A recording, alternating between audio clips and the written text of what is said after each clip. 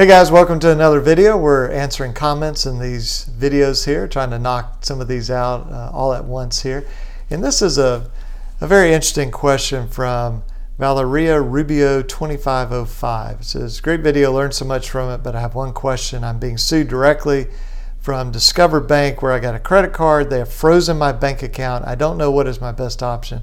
I don't want to go to bankruptcy, but don't know how to fight back. They said they served me, but I never got any papers, and I have court in December. What are my options? Well, so first of all, I'll answer these as I always do. This is based on Alabama law. If you're in another state, it can be different. But in Alabama, they cannot freeze your bank account. In other words, they cannot garnish your bank account unless they've gotten a judgment against you.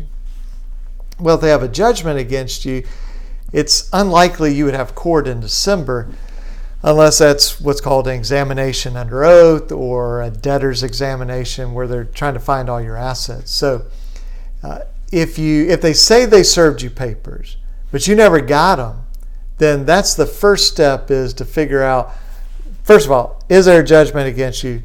And if there is, when did they say you were served? So you go to court, or you call a lawyer in your state. If you're in Alabama, you can get with us, 205-879-2447. And we can look it up, and we can find any court case anywhere in the state. We can look it up online and find where they say they served you. And then we ask ourselves, okay, did they really serve you? Now, if they say, I served you in Jefferson County on May the 15th, 2019, and you say, wait a minute, May 15, 2019, I was in the hospital. Okay, they probably didn't serve you in your hospital room. Or you say, well, I was traveling to Europe for work. Well, probably didn't serve you in Switzerland, okay? And so we've got to see, did they actually serve you? If they did not serve you, then you attack that.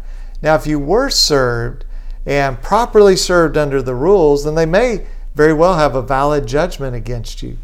And at that point, if there's a judgment, if it's too late to ask the court to undo that, and you have to check. So we're looking at the rule on default judgment. Typically it says 30 days, maybe 14 days. And then there's something called Rule 60, which sometimes you can get up to 4 months on that to say, hey judge, I really made a mistake.